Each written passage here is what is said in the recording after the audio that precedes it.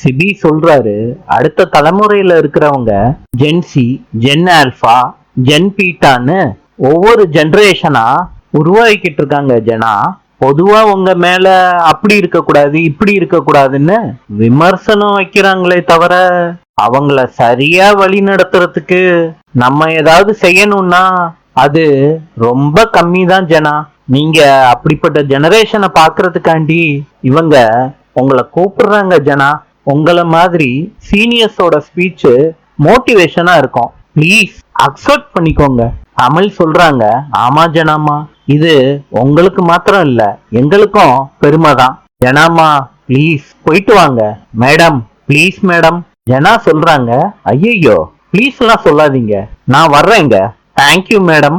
28 morning 10 o'clock madam. நீங்க வந்துருங்க madam. Madam நீங்க வரணும். Thank you madam. Madam thank you.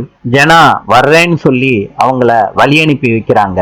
பிரபு இத பாத்துக்கிட்டு இருந்துட்டு மனசுக்குள்ள சொல்லிக்கிறாரு, ஓஹோ பிசினஸ் ஸ்கூல்ல ஸ்பீச் கொடுக்க போறீங்களா?